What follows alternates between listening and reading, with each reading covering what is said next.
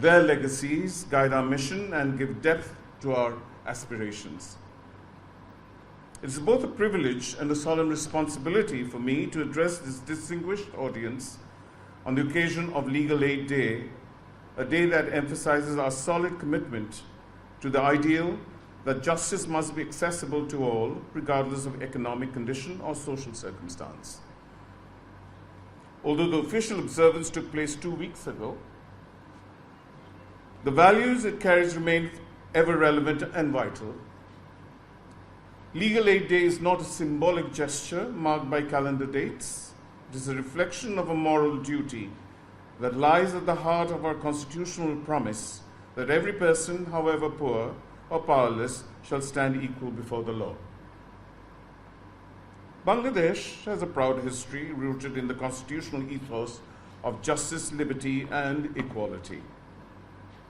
But no constitutional pledge, however noble, can have meaning if it fails to reach those most in need.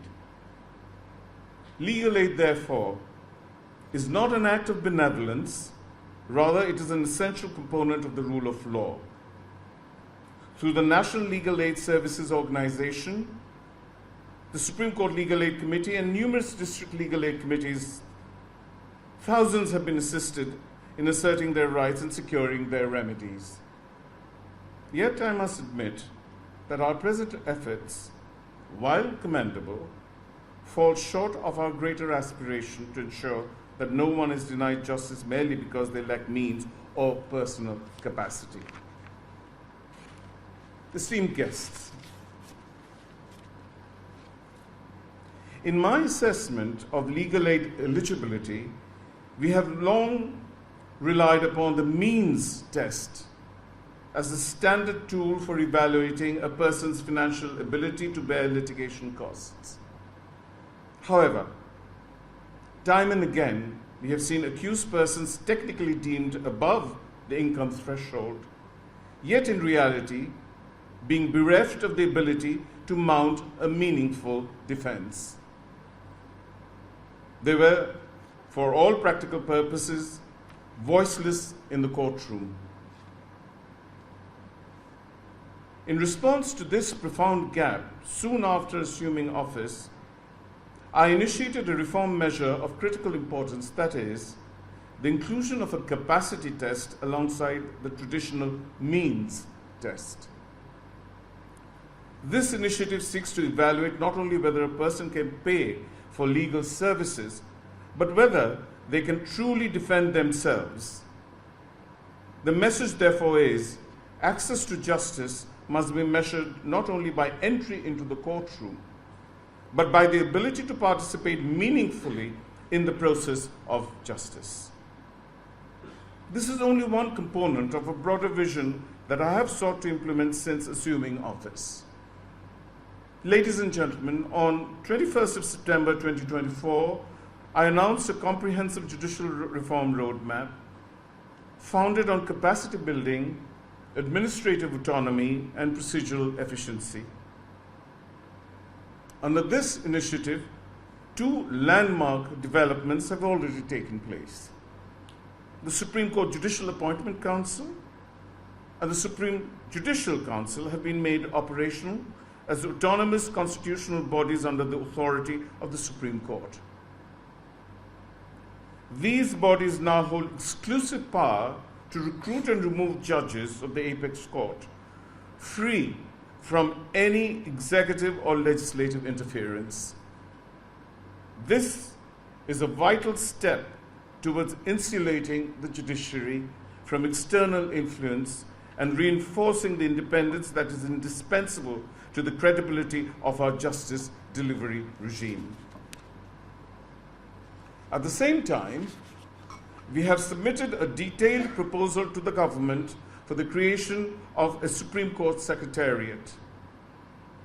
Such a body is not a privilege, it is a constitutional necessity. An independent judiciary must also be institutionally autonomous, capable of managing its own administrative, financial, and human resources without dependence on the executive. This proposal over the last several months has gained broad support from the government, within the judiciary itself, unsurprisingly, and from our development partners, and I remain hopeful that its implementation is imminent. Distinguished participants, complementing these structural changes, I have issued 12-point directives aimed at eliminating corruption from judicial processes, and have taken measures that include stricter oversight mechanisms and that have paved the way for opening grievance redress platforms. As part of this broader initiative, the Supreme Court has established 2 dedicated helpline services, enabling justice seekers to submit complaints, seek guidance, and benefit from timely responses to their concerns. The turnaround time average now is anywhere between 24 to 48 hours.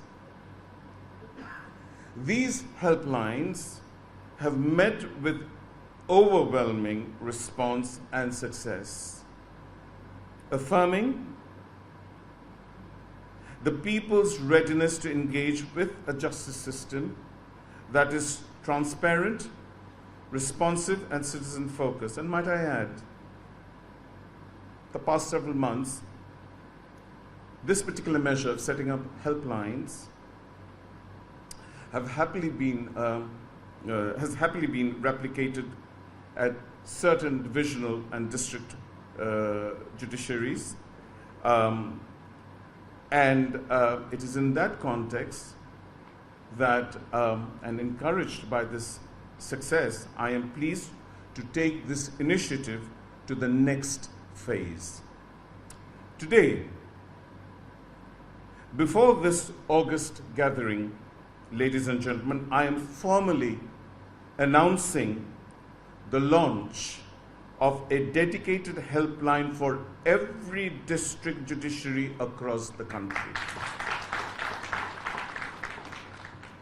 I am also announcing, therefore, that each district will be equipped with a designated mobile number assigned in a symmetric and accessible pattern, accompanied by a smartphone device to ensure effective service delivery. To operationalize this, the Supreme Court of Bangladesh is simultaneously issuing a comprehensive circular, even as I speak now, detailing the functionalities, standard operating procedures, and oversight modalities of the whole helpline service. This initiative seeks to ensure that no citizen, regardless of their location or circumstance, feels abandoned or unheard when seeking justice. Ladies and gentlemen,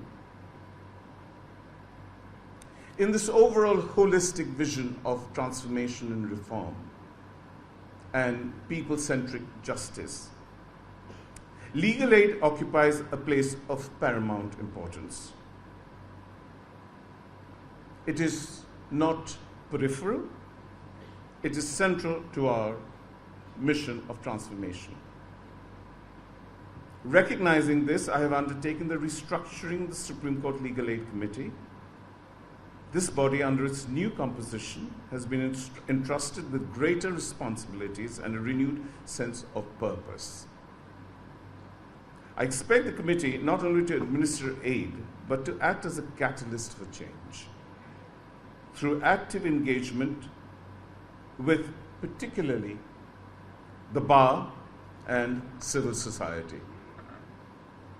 I believe its mandate must be expanded to cover wider domains, including legal literacy campaigns, digital outreach, and support for vulnerable groups such as women, children, the elderly, and the climate affected. To fulfill these objectives, one must acknowledge a practical reality, and that is, legal aid cannot be sustained without adequate resources.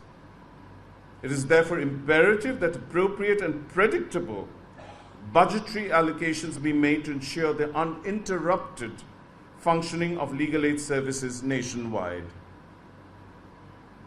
We cannot ask our legal aid committees to perform miracles on shoestring budgets. Investment in legal aid is therefore not an expenditure.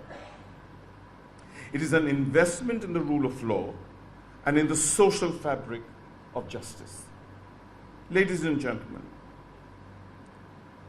the transformative journey we have embarked upon during the past many months has neither been easy nor without its challenges.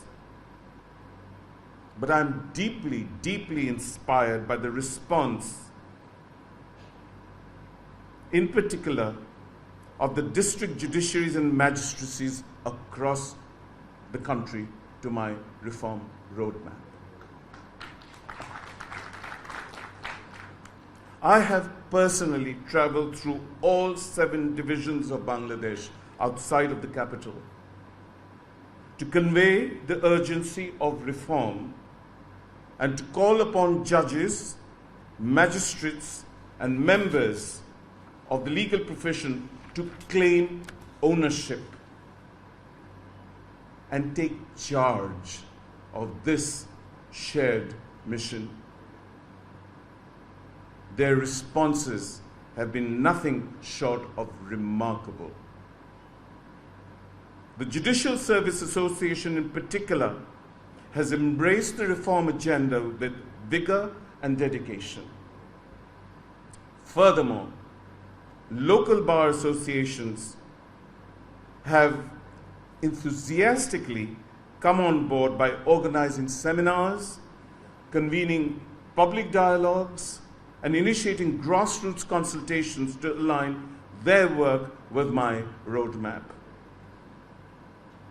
In continuation of this momentum and in ensuring the sustainability of the reform agenda and our attainments in the mid to long run, I'm pleased to share that the Supreme Court of Bangladesh will host a national plenary session on judicial independence and efficiency on the 22nd of June 2025 to be graced by the Honorable Chief Advisor of the Interim Government. The gathering will bring together the nation's key judicial stakeholders, development partners, and policy thinkers to reflect, reaffirm, and recalibrate our collective commitment to reform. I consider this upcoming plenary not merely to be an event, but a milestone, an institutional tone setter for the future we envision. Our development partners have walked beside us on this journey, often an arduous one, the past several months, across the length and breadth of this beautiful country. The UNDP, since December last, has been closely engaged with our reform efforts. The European Union, the United Kingdom, Sweden, and other stakeholders have lent not only technical support, but moral endorsement. Their belief in our collective vision has fortified my resolve, our resolve. But ultimately, it is the people of Bangladesh, the justice seekers in the remotest corners of our land, who must remain at the heart of everything we do. Today, as we reflect on Legal Aid Day, I call upon every stakeholder, government officials, members of the bar, judicial officers, media, and development partners to renew their pledge for people-centric justice. Ladies and gentlemen, we shall together, therefore, reaffirm that legal aid is not a marginal activity. It is the lifeline of constitutionalism as we understand it in this transformative phase in this nation's history. It is a foundation upon which an inclusive and humane justice system must rest. And let it be our legacy that the judiciary of Bangladesh not only delivered judgments, but delivered justice. Thank you very much.